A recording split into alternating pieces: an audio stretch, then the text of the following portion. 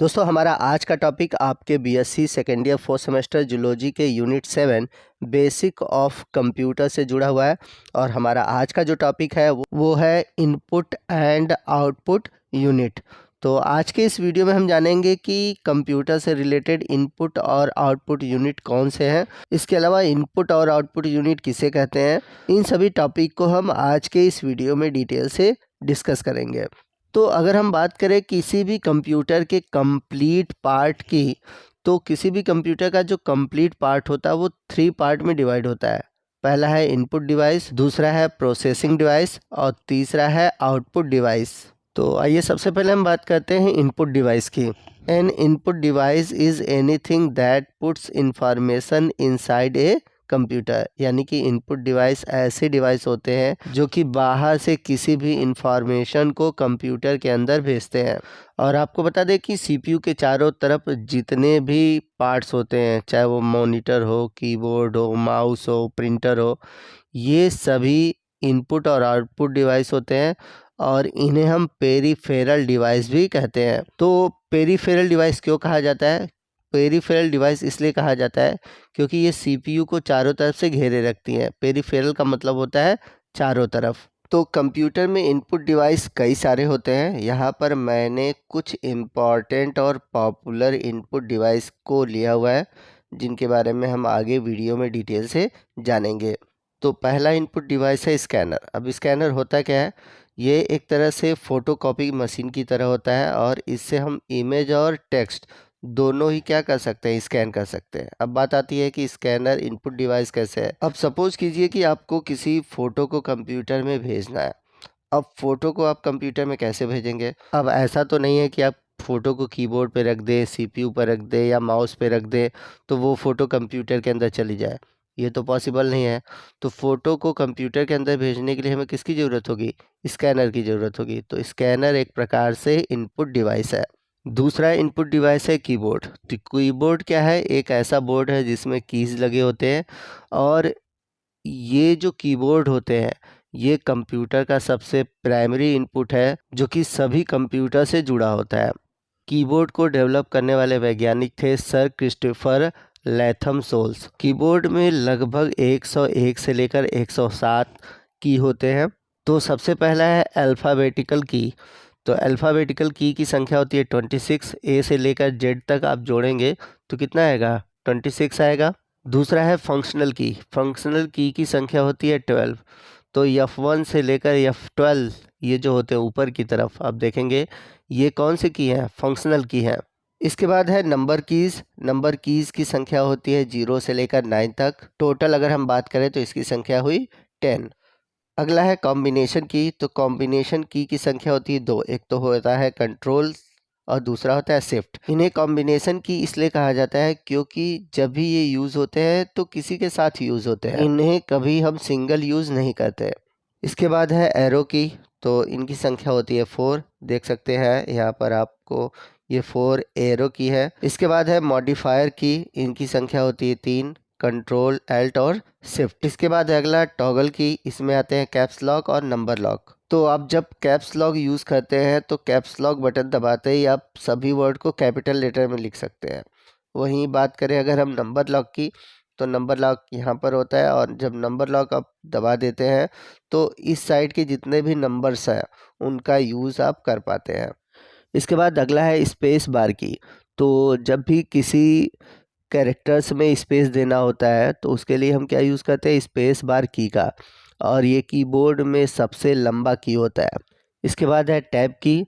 तो जब भी किसी कैरेक्टर में 2 से अधिक स्पेस देने हैं तो उसके लिए हम क्या यूज़ करते हैं? टैब की का यूज़ करते हैं। कहने का मतलब ये है कि जब आप स्पेस बार की से एक बार क्लिक करते हो तो केवल एक ही स्पेस दे पाते हैं, लेकिन अगर आप टैब की का यूज़ करें तो आप एक ही क्लिक पर कम से कम 3 से 4 स्पेस दे पाते हैं।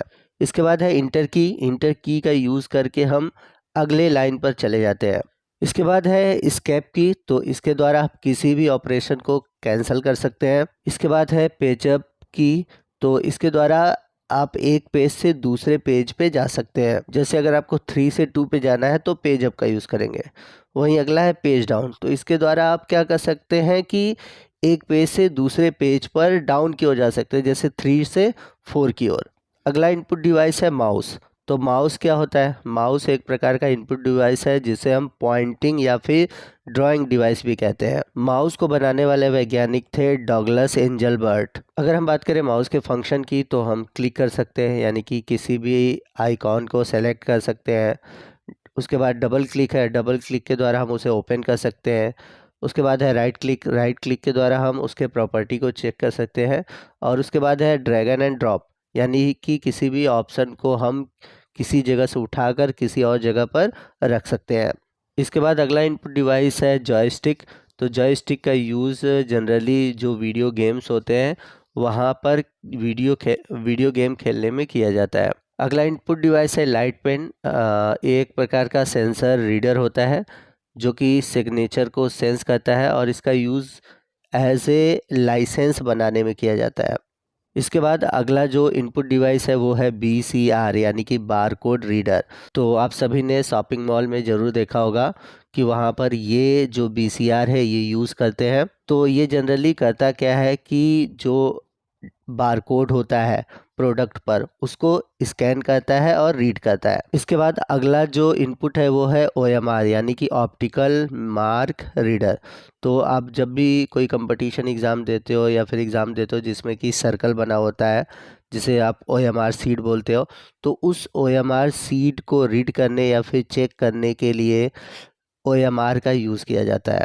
इसके बाद अगला इनपुट डिवाइस है MICR, यानी कि मैग्नेटिक इंक कैरेक्टर्स रिकॉग्निशन। तो ये जनरली जो बैंक के चेक होते हैं उनको चेक करने के लिए यूज़ किया जाता है। ठीक है, तो इसमें चेक को इसके अंदर डाला जाता है और ये चेक को रिकॉग्नाइज करता है कि वो सही है या नहीं। अगर वो सही होता है तो उसको पास कर दिया जाता है, नहीं तो उसे कैंसिल कर दिया जाता है। अगला है OCR, यानी कि ऑप्टिकल कैरेक्टर रिकॉग्निशन।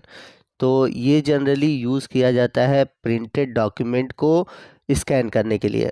तो जनरली जो बिलिंग सिस्टम है, जैसे कि वाटर बिल है, इलेक्ट्रिसिटी बिल है, तो इस बिल को रीड करने के लिए यूज़ किया जाता है OCR का।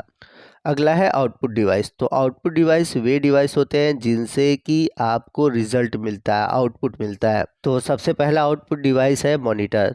तो आप सभी मॉनिटर पर देखते हैं वीडियो या फिर ग्राफिक्स देखते हैं, तो ये सभी जो इन्फॉर्मेशन होता है ये आउटपुट के रूप में आपको कंप्यूटर स्क्रीन पर दिखाई देता है, जिसे हम मॉनिटर कहते हैं।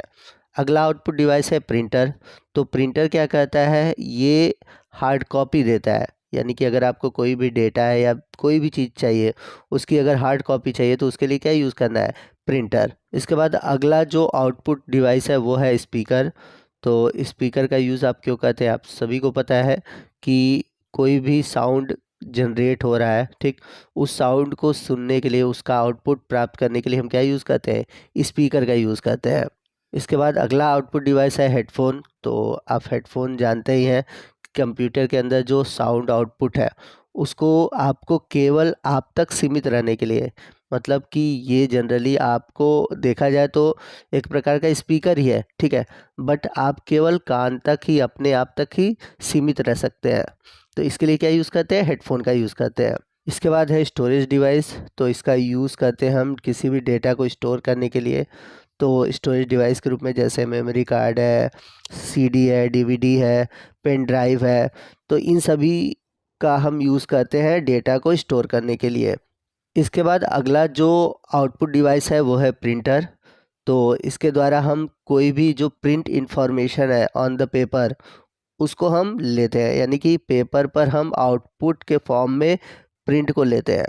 प्रिंटर दो तरह के होते हैं, इम्पैक्ट प्रिंटर और नॉन इम्पैक्ट प्रिंटर। तो इम्पैक्ट प्रिंटर, इम्पैक्ट का मतलब होता है असर पड़ना। तो इसमें होता क्या है कि जो कैरेक्टर्स होते हैं वो स्ट्राइक होते हैं रिबन पे, जो कि आगे चलकर पेपर पर प्रेस कर दिए जाते हैं। इसके बाद है नॉन इम्पैक्ट प्रिंटर। तो इसमें रिबन का यूज़ नहीं होता, इन्हें पेज प्रिंटर के नाम से भी जाना जाता है। तो ये जो नॉन इम्पैक्ट प्रिंटर होते हैं ये दो तरह के होते हैं, एक तो होता है लेज़र प्रिंटर और दूसरा होता है इंकजेट प्रिंटर। तो जो नॉन इम्पैक्ट प्रिंटर होते हैं ये बहुत फास्ट होते हैं इम्पैक्ट प्रिंटर की तुलना में। ये नॉट नॉइजी होते हैं, मतलब इसमें जो आवाज़ होती है कम होती है, हाई क्वालिटी होते हैं, और इनमें जो फॉन्ट है और जो कैरेक्टर होते हैं वो अलग अलग साइज़ के हो सकते हैं, मतलब कि हम इसको चेंज कर सकते हैं। तो दोस्तों इसी के साथ हमारा आज का ये जो वीडियो है वो ख़त्म होता है। आपको आज का ये वीडियो कैसा लगा कमेंट करके ज़रूर बताइएगा। वीडियो अच्छा लगा हो तो प्लीज़ वीडियो को लाइक करिएगा, अपने दोस्तों में शेयर कीजिएगा। मिलते हैं अगले वीडियो में अगले टॉपिक के साथ, तब तक के लिए जय हिंद, जय भारत।